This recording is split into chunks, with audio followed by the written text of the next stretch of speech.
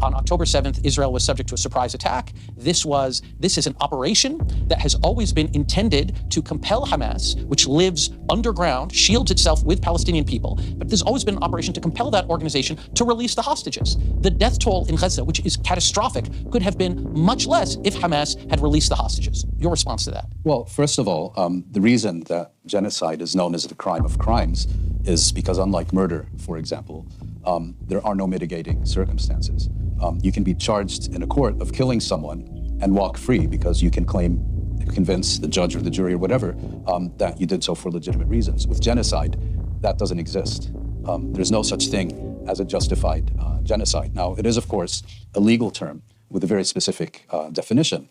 And South Africa, to its great credit, for which I think we should be eternally grateful, bought a case against Israel before the International Court of Justice.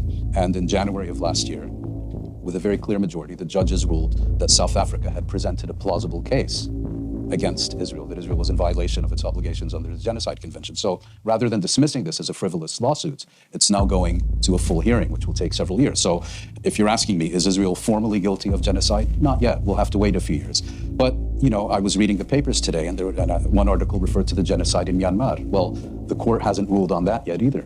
We have numerous genocide scholars and Holocaust scholars, and growing numbers, have already reached the determination that Israel's actions in the Gaza Strip since October of 2023 constitute genocide. We have a consensus of the world's leading human rights organizations. You know, if we were talking about any other state, we wouldn't be asking the question, is it really genocide? But for Israel, there's always an exception.